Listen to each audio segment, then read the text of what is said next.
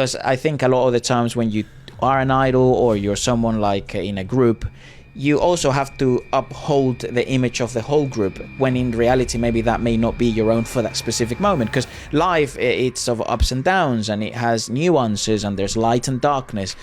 So this certainly feels more upon the struggles and the difficulty, the blurred reality of fiction, the entertainer, Jackson Wang, the public figure, and then Jackson, just the boy who is a boy, and it's who had a dream and yeah, wanted to make people laugh, and he wanted to express himself. And I also think there is such a beautiful reflection with the work of that duality that comes from, and I think if you have experienced performing at any level, right, you sort of understand, not that you experience the same things, obviously not, but you can understand the how you become fragmented in a way. Yeah. Because when you are on stage, whether you are playing a character or you are simply a public figure or become a center of attention for a specific period of time,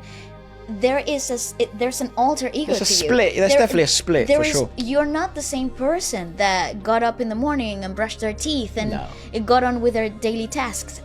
The person that becomes the entertainer, the center, the spotlight, it's a very fragmented and altered version of yourself. He does say from his own team and his own sort of press release that Wang uses the fantastical world as a metaphor for his inner thoughts, profoundly revealing key truths about the industry and human reality. It showcases the philosophical point of Magic Man, and this is a quote from him: "For the public, the meaning of performances is vastly different from the meaning bestowed upon by those in high places." Correct, yeah. Obviously, we all know how sort of highly recognized Jackson Wang is, both in the US, in China, here in the UK, in Korea, in Thailand. He's fucking immensely popular everywhere. Yeah. And it's always interesting to see when you get to that level, to see what the conundrums are. And it is difficult, I think, because it's a very lonely walk. Not many people have done that walk to that level for that period of time, for that length of time that he has. And I think it's a very lonely room when after the tour is done, after the performance is done. And I think that he must blur the lines of who really am I?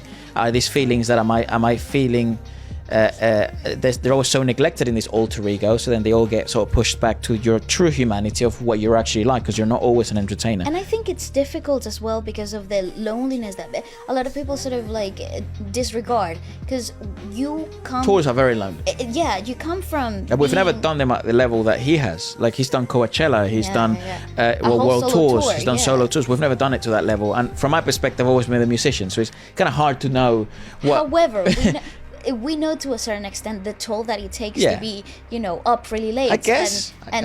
But in terms of what I wanted to say is like my perspective is probably like you go from being surrounded to a lot of people, like you're the center of attention and surrounded by a lot of people, so many people. There's a lot of coming and going, and then suddenly the tour is done.